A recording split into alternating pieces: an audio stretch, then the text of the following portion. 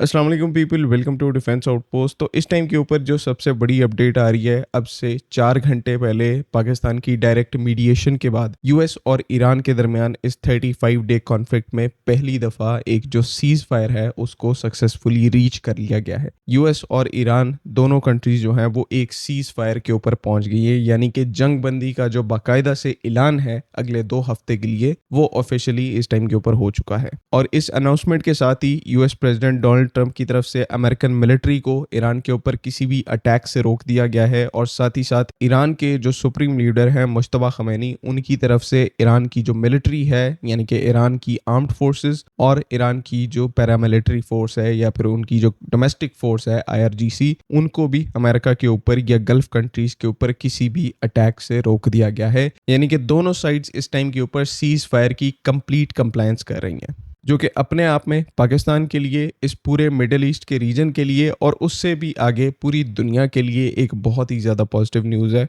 Because कल तक खबरें जो है वो ऐसी भी आ रही थी कि अमेरिका ईरान के अंदर टैक्टिकल न्यूक्लियर वेपन को यूज़ कर सकता है ईरान का जो कोर सिविलियन इंफ्रास्ट्रक्चर है उसको डिस्ट्रॉय करने के लिए। लेकिन आज सुबह जो है वो एक सीज फायर का हो जाना, ये एब्सोल्युटली में एक तो पाकिस्तान के लिए अचीवमेंट है और दूसरा पूरी दुनिया के लिए एक ऐसा पॉइंट था कि जब उनको पता लगे कि पीस की जो वैल्यू है, अमन की जो वैल्यू है वो क्या होती है। एक ऐसा मोमेंट आता है हर कॉन्फ्लिक्ट के अंदर जब हर साइड को पीछे हटना पड़ता है ह्यूमैनिटी के लिए, इंसानियत के लिए और हमारे फ्यूचर के लिए। अब सिलसिला इस तरह से है कि ये जो सीज फायर है ये ईरान और यूएस दोनों के लिए तो इम्पोर्टेंट थी। मैं समझता हूँ कि इनसे भी इम्पोर्टेंट ये सीज फायर जो है वो पाकिस्तान के लिए थी, बिकॉज इस पूरी कॉन्फ्लिक्ट ने पाकिस्तान को एक बहुत ही डिफिकल्ट पोजीशन में डाला हुआ था, जिस डिफिकल्टी को इवन पाकिस्तान की पब्लिक ने भी फील किया है। वो डिफिकल्टी कि हमें इस कॉन्फ्लिक्ट में किसके साथ खड़ा होना चाहिए। क्या मॉरल रिस्पॉन्सिबिलिटी के तहत ईरान को सपोर्ट करना चाहिए जिसे हमारी 90% पॉपुलेशन भी सपोर्ट करती है, या फिर सऊदी अरब को सपोर्ट करना चाहिए जिस कंट्री के साथ हमारा डिफेंस पैक्ट है, जिस कंट्री ने हमें हमारे हर मुश्किल टाइम में सपोर्ट किया है और जिसके साथ हमारी लीगल ऑब्लिगेशन है कि अगर ये खतरे में आते हैं तो हमें इन्हें सपोर्ट करना है। तो सोशली, मॉरली और इकोनॉमिकली पाकिस्तान के लिए ये हार्डेस्ट चॉइस थी कि हमें ईरान और सऊदी अरब में से किसी एक को चुनना था।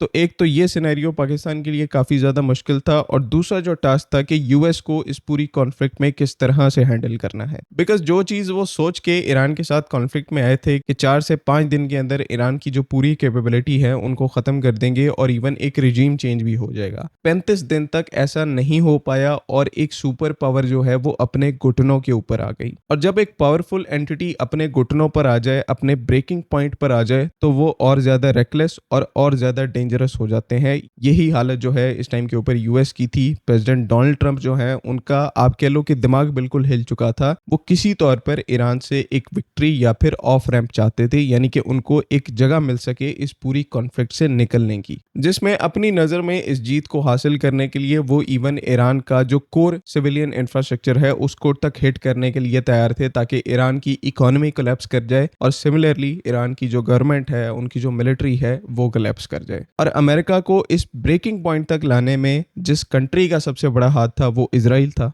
जो कि कंटिन्यूसली यूएस को मनाने की कोशिश कर रहे थे कि ईरान को मिटाए बगैर अब अमेरिका के लिए विक्ट्री का कोई रास्ता नहीं है। एक टाइम के लिए रुककर सोच के देखो कि ये कितना सिनेस्टर प्लान था और किस तरह से ये पूरी दुनिया को एक वर्ल्ड वॉर के दहाने के ऊपर ला सकता था, कि आप एक सुपर पावर को इंडल्ज करें कि अब कोई और रास्ता नहीं है बजाय कि एक सिविलाइजेशन को, एक कंट्री को मिटाने के। खैर जितना भी जोर लगा लेते कोई भी किसी को भी पूरे तरीके से मिटा नहीं सकता, लेकिन ये है कि मुझे आपको इन सुपर पावर्स की जो मिलिट्री कैपेबिलिटी है, मिलिट्री फायर पावर है, उसको बताने की ज़रूरत नहीं है। पाकिस्तान की इंटरनल सिक्योरिटी के लिए यह सुसाइड था अगर अमेरिका अपने प्लान के साथ आगे बढ़ता कि ईरान का जो कोर सिविलियन पावर इंफ्रास्ट्रक्चर है उसको हिट करके डिस्ट्रॉय करना है। पिछली कई वीडियोस में मैं ये चीज़ एक्सप्लेन कर चुका हूँ कि इसके पाकिस्तान के ऊपर जो असरात थे वो बहुत ज़्यादा बुरे होने थे। पोटेंशियल एक जो रेफ्यूजी क्राइसिस है वो हमें अपने जो ताफ्तान बॉर्डर है, यानी कि ईरान पाकिस्तान का जो बॉर्डर है, उसके ऊपर फेस करना पड़ता। और ये सब कुछ जो इस टाइम के ऊपर मैं एक्सप्लेन कर रहा हूँ ये 1% भी नहीं है उन मुश्किलात का। अगर आज सुबह 5 बजे जिस तरह से डोनाल्ड ट्रंप ने कहा था, अगर ईरान के ऊपर ये स्ट्राइक्स हो जाती, सिर्फ इस एक स्टेप के रिपरकशंस जो थे वो इतने ज़्यादा ख़राब होने थे जो कि कोई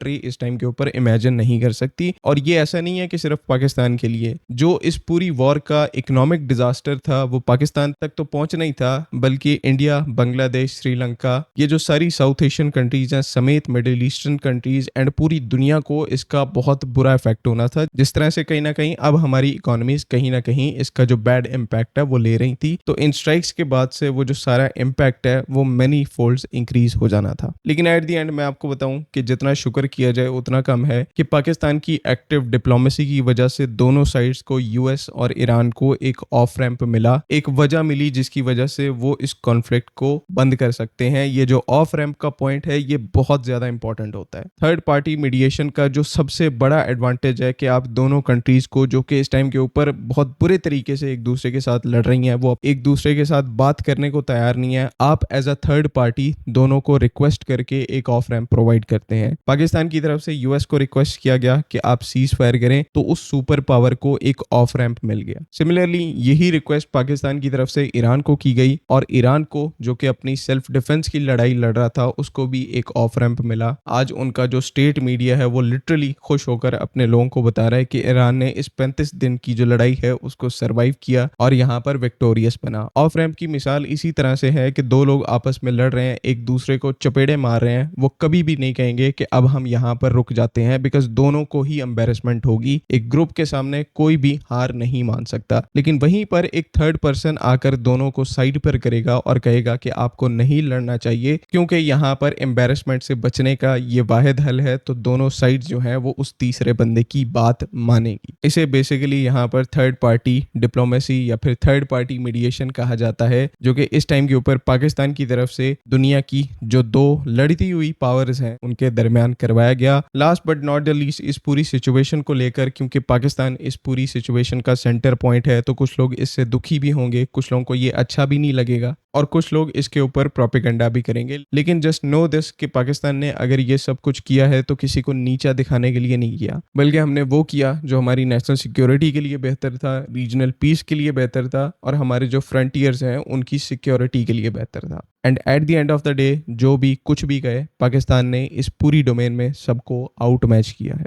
अगली वीडियो तक के लिए अल्लाह हाफ़िज़। पाकिस्तान हमेशा जिंदाबाद।